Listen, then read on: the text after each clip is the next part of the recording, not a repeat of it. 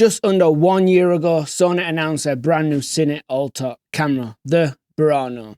After 6 months of delays, it finally started shipping. I got a chance to get hands-on with it and test it out, and I was one of those crazy people that decided to place an order.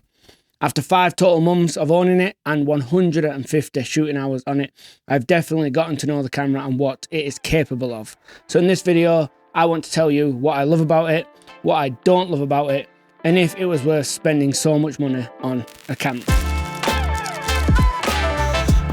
I've done a few videos on the BURANO so far, and I would class those as first impressions. But before I went into more of a full review, I wanted to spend some time with the camera and really get to know what it is capable of. It has so many features packed into one camera, you really cannot get to know it after just a couple of days. And that leads us to this video right here. I guess it does make me a little nerdy and strange to own a digital camera that costs 3 times the value of the car I drive. But I do produce videos for a living, and my plan was always to buy the BURANO and use it as my air cam. And having it for 5 months, I've managed to put it across different styles of shoots, pretty much everything you can think of as a working professional cinematographer. But where that does leave me is having a perspective of what it's like to own and operate a BURANO. I'm sure this thing will go into Hollywood and be used as a B cam to a Venice or even an ARRI with these autofocus and IBIS features, but it is so much more than that. I can easily recommend this camera from the smaller shoots all the way into the medium range of projects. It is definitely not perfect. I have a decent list of complaints that I do not like about this camera. But before we get into those, let's not waste any more time and get into the stuff I do love. There is so much more to this camera that makes it great, but we would be here all day if I ranted on about that. So I'm going to keep it really fast and efficient and just tell you kind of the top line of stuff that I really love. Let's start off with the design. Anybody who has owned an FX line camera from Sony or a cinema line camera from Canon knows this design type with the buttons on the side to make things efficient. Once you have spent some time in this camera or maybe owned one, you will know this thing gets really good really fast. I do see some people online complaining about having too many buttons and they may be used to kind of the mirrorless body design, and that's fine. But if you have owned a camera body with this style like an FX6 or a C300, then you will know the more time you spend with it, the faster you get, and it really is a game changer. The BURANO is just a beefed up FX6. It's made from better materials, it's a little more heavy, and it just feels a little more serious. The same when using it, it operates just like an FX6. It does have the menu from the Venice, but also has the deeper menus from an FX line camera. You get used to it really fast and you become really fast at capturing great footage. The top handle that comes in the box is extremely well made, probably better than any handle I've ever had come in a box. Feels like something from one of the top rigging manufacturers easily, which is great. The buttons on the body of the BURANO have a little light next to them letting the user know whether they're enabled or disabled. This is amazing because you can pick what this button does. For example, you may have it set to auto exposure, auto ND, zebras, focus peaking, and if you're looking at say a window in the background and you're thinking, oh, my zebra's turned on, you can glance and think, yep, so that window is not overexposed. The same for peaking. Is my peaking on? Is this in focus? You glance at the body, yep. This thing is game changing and we need to see it in more cameras moving forward. I would describe battery life as very good. The reason I don't say excellent is because I guess it does take massive size batteries, but it does run very long on one of those V-mount batteries. The best part about it is it gives you an option on its power draw. So when you are in XOCN, which is the RAW codec inside the BURANO, this thing will draw more power. But then if you go into the XAVCI, it will draw less power. Something strange that I've noticed it does when you are switching between RAW and XAVCI is a little clicking sound. I'm not 100% sure why this clicking sound happens, but it definitely draws less power once you are in XAVCI. And while we are talking about XAVCI, this codec beat my expectations easily. My old Acam was a Ursa Mini G2, which I used to capture B-roll, and I absolutely love capturing B-roll in cameras. So my assumption was moving to the BURANO, then I would capture in the XOCN, which is quite similar to B-roll. But after testing out the XAVCI, and as long as you are in the Cine EI capture mode, this allows you to have RAW settings inside of DaVinci Resolve. I'm not quite sure why this is, XAVCI is definitely not true RAW, but a lot of people do say that compressed RAW, like B-RAW, is also not true RAW. So if anyone has more information about this, please put it in the comments. When I shoot in Cine AI and drag the XAVCI onto the DaVinci Resolve timeline, I definitely have RAW settings available. Regardless of why this happens, it's pretty amazing, as I feel like when I'm changing these RAW settings, I'm getting results just as good as capturing the RAW. I would say that my workload is now down to capturing RAW only 20% of the time, where I honestly thought it would have been the other way around and I would have been capturing 80% RAW. And this has led to me saving money on hard drive space, time on backing up, time on sending clients download links and directors and producers. Overall, it's just been a massive improvement and the files are just much more manageable. I'm noticing this trend or pattern in a lot of newer kind of cinema cameras or video cameras, but when dropping down into Super 35 mode, you definitely cannot tell the difference. If anything, it almost looks a little more detailed or definitely unnoticeable. But the BURANO takes it one step further, as you can also not tell a difference regardless of frame rate. Whether you're in Super 35 120, full frame 24, 60, just does not matter. All the codecs resolutions out of this camera look pretty identical, and that's great, as it gives you a confidence when you're on set and you're moving fast that as you change, all your footage is going to look great. This also continues on the BURANO into the 2 native ISOs. We've all seen all the latest cameras over the last half a decade coming out with dual native ISOs, but one thing I've noticed, especially in my Blackmagic cinema camera full frame, when comparing 800 ISO to its second base of 3200, the images just aren't quite as good. The 3200 is pretty degraded, and this even goes down to the Sony mirrorless cameras, comparing the 800 to 400 on an A7S, or even on my Panasonic S5 II, comparing the 800 to 3200, it is just not the same. But on the BURANO, it is pretty unnoticeable. This even gives me the confidence that when I'm outdoors and I will place the ND on, sometimes my exposure may be right in the middle of ND off and ND on. Normally in this situation, you would stop down your f-stop with the ND on or open your f-stop with ND off. But what I've started doing is jumping to the 3200 second native ISO, as you can just not tell the difference. And this gives me the confidence that my shot is going to look the same. Something else I love is the way this camera does internal proxies. We have all seen cameras which do internal proxies, which is pretty common, from mirrorless cameras to small cinema cameras to all the big cinema cameras. But what the BURANO does is give proxies a dedicated memory card slot. This is an SD card, which is really important, and not a CF Express Type B. The reason I say the SD card part is important is because everybody owns an SD card. What I've been doing more recently is telling directors and producers to bring their own SD card, popping that inside the BURANO, which is the dedicated slot for proxies. The full footage will be captured and managed by myself to the 2 CF Express Type B card slots. The BURANO will then fill up the SD card full of smaller proxies, it burns LUTs in, all that sort of stuff. I will then hand that back to the producer or director, who will then go to an editor and start working with the editor right away. Meanwhile, I will be taking it up, backing it up on my server, creating multiple copies, uploading it to send them a download link. The reason this is great is because it just keeps everything moving. Anybody who's been hired by a producer or a director knows after the project they are on your back for the footage right away. This just gives you a little bit of breathing time when you're getting back late from those projects, just to back up the footage in your own time and upload it when you're good. The lens mounting system on the camera is pretty perfect. It is PL and E mount. The PL mount is designed probably the best I've ever seen. It is way above just putting an adapter on an E mount camera like we have done in the past with the FX line, FX6, FX9. This thing goes on with maybe 6 or 8 screws, which are like captive, so you can't lose them. It genuinely feels like it's a PL mount camera once this is on the camera. There is no need to add any shims, it's already all built inside. This mount is just rock solid, it's got a cutout on the inside, it's really well designed. It passes electronic data through if you are using like cut PL lenses which speak to the camera. All that super high-end stuff, and it is just really rock solid and reliable. Taking off that PL mount enables us to get a locking E mount. There's a lot of people out there that regard E mount lenses as the best in the business right now, so that is good news. And this allows us to place G Master glass on the BURANO, giving us autofocus, extra IBIS features, lens breathing correction, It kind of turns your photography lens into a cinema lens, which is good news. What can I say about the AF system? It's from Sony, it's in one of their latest cameras, and you can use it with G Master glass. It's thicker, it gives you super reliable, you trust it. It's probably the best in the business available right now.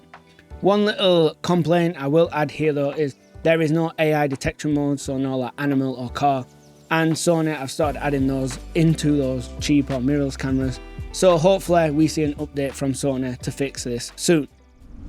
This camera can transform from 1 minute having it on dolly tracks with a cine lens and a big V mount, to the next stripping it down to the E mount with a small G Master lens and a small V mount. It really feels like a totally different camera. You then enable IBIS and AF and Auto ND, the variable ND, and it is really hard not to make this camera look incredible. This is by far the easiest camera I have ever used. I would have 100% confidence handing this to someone with a lack of experience, showing them where all the auto modes are, and they would get incredible footage. The last couple of things I wanted to mention was first the Bluetooth app. This is the monitor and control app from Sony. Recently got an update with a firmware update for the BURANO, and it is excellent. It allows you to use every single function button that you have set on the BURANO. I think that is like 12. So you can pretty much do anything, change modes, do autofocus, you name it, you can do it in this app, and it is really good. By far the best camera app I've ever used. Next thing I want to mention is the preamps. I normally record all my audio to sound devices, which are kind of like industry standard preamps, I guess. And recently I swapped and I run this mic directly into the Sony BURANO. And I've got to say, just running auto gain, I find it hard to tell the difference. Maybe if you are an expert in audio, you could tell the difference. But to say that I have tried to find a difference and I cannot from a sound devices preamp is a really big compliment for the ones inside of the BURANO. I've saved my own personal favourite thing about this camera until last. Recently, Cinema 5D run some lab tests on the BURANO and found out that it finished second to only one camera, which was the Alexa 35, when it comes to over and underexposed footage. Now think about all the cameras it has had to beat to get to that point, including the Sony Venice 2. I can personally say I believe this to be 100% true. Most cameras work really well when recovering overexposed footage, as it tends to be a low noise signal. But when working with the footage from the BURANO, you can easily recover it from being 2 to 3 stops underexposed and not even need noise reduction, and this footage would be good to go. It is so detailed, it's not sharp, but it has loads of information and detail, and as mentioned, the shadows are so clean. And this can be a lifesaver if you end up in a situation where you've had to expose for the window and that's underexposed the inside of the room.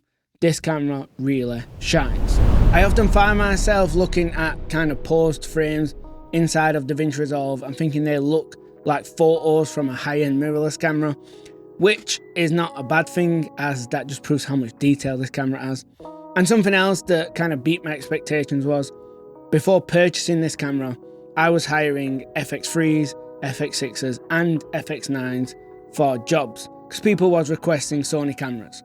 So whenever I used these cameras, I felt like my footage, comparing it to my Blackmagic skin tones and just colour rendition, always needed work. So when purchasing the BURANO, I expected to be doing a little bit more colour correction and colour grading work. But to my surprise, the image out the BURANO is just really good. I used to think that Blackmagic was my favourite colour science outside of an Arri Alexa, but honestly the Sony BURANO has beat my expectations and is better than Blackmagic, I would say. It definitely has something extra than those FX line cameras from Sony does not. It's not an identical match. There's just a little bit of colour tweaking going on, and it really makes all the difference. We're about to get into my negatives about the BURANO, but if I could ask for one thing right before that, please hit the subscribe button. I'm committed to bringing everybody the latest in video and film technology, so to not miss out on the journey, please subscribe now. Before I get into my cons about the BURANO, you may think some of them are a little bit picky, but when a camera costs as much as the Sony BURANO does, I'm saying that harsh criticism is okay. This camera is not trying to be the best value camera, it is just simply trying to be the best camera.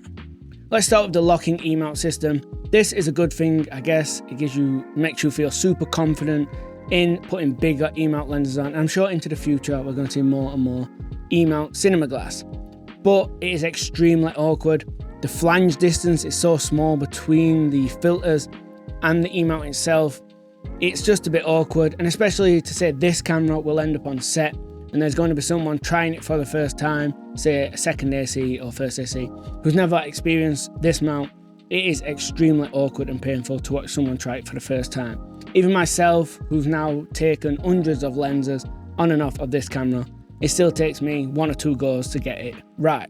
This is one of the biggest flaws for me and feels just so obvious, but if you purchase the optional extra arm that was released with the BURANO, so there's no excuses saying it's made for other cameras, if you lift it all the way up to place it down on a table, the arm catches on the bit that sticks out from the XLR module.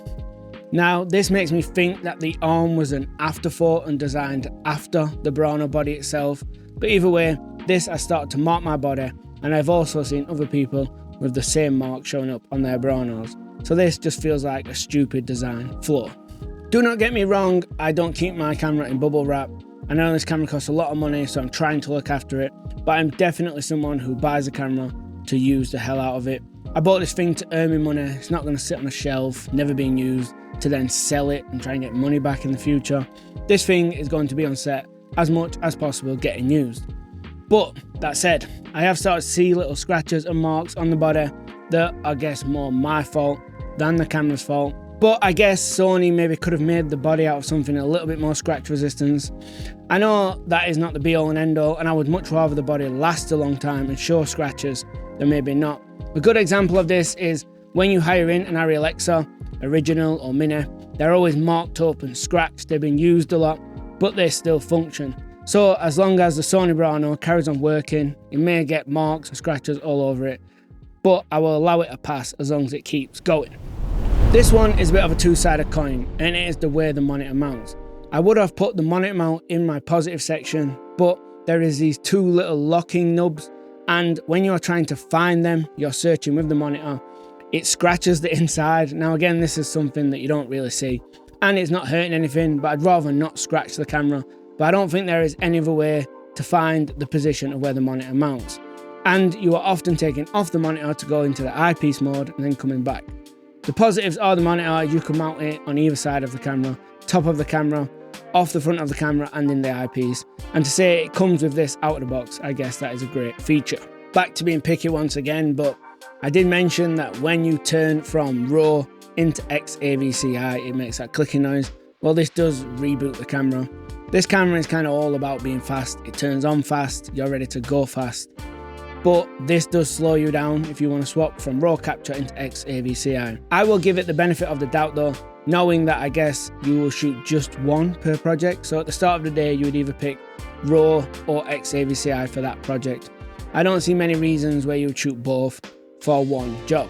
While we are talking about codecs, my next complaint is how pointless the H.265 8K is. I have a brand new M3 MacBook Pro, and it's not the top of the line one. I'm sure that thing maybe do a better job, but every single footage I've ever placed in Resolve plays back smooth, except the 8K H.265 out of the BURANO. I know Sony have made a brand new XAVC-H, is it, I believe, for just this, and I guess it's planning for the future. Maybe Sony are planning on this camera being around in 5 or 10 years and still being pretty relevant, which I hope is true. But as of now, that H.265 8K is uneditable. You would have to film in it to then convert into proxies, as there is not many computers out there capable of dealing with it. Another one is the gap between ND off and ND on. I touched on it before, and this is the same as most other cameras, but my exposure often falls in the gap as it's a little bit large. And I guess this is only the same of screwing on an ND and screwing off an ND, or changing a 4x4 in a matte box. But while Sony are here breaking all the rules, bringing us the first ever ND and IBIS, I would like the gap to be a little bit smaller. So fingers crossed for that in the next BURANO. I wanted to touch on some of the biggest criticism levelled at the BURANO when it was first launched. The main two was rolling shutter and IR pollution. Now, from my personal 150 hours shooting with the BURANO, I've not noticed any of them. Now, I'm not sure why I've not noticed any IR pollution as I shoot outside a lot. I do always white balance my cameras as often as possible and kind of tweak them to my eye, so maybe I'm correcting in camera. And another thing is, maybe it just is on the situation and country you live in. That can also play a part. I did say when I first purchased the BURANO that rolling shutter has never been an issue of mine. I have had cameras with much worse rolling shutter than this coming from Blackmagic and mirrorless cameras, and I've never had it ruin a shot yet. So I did not expect it to start doing that in the BURANO. Sony have also released a roadmap of updates coming for the BURANO. One has already been released and the next one looks like a really big one. We have a promised new 120 frames per second full frame mode, a 240 frames per second 2K mode. We have our improved rolling shutter 4K mode to fix the rolling shutter issue. And finally, we have new exposure tools. All this sounds super impressive, and it's good to see Sony committing to the longevity of the BURANO. As soon as that new update for the BURANO drops, I'll be sure to create a video on it to see if them features are really any good. But if you want to come behind the scenes with the BURANO to shoot a project with me, watch this video here.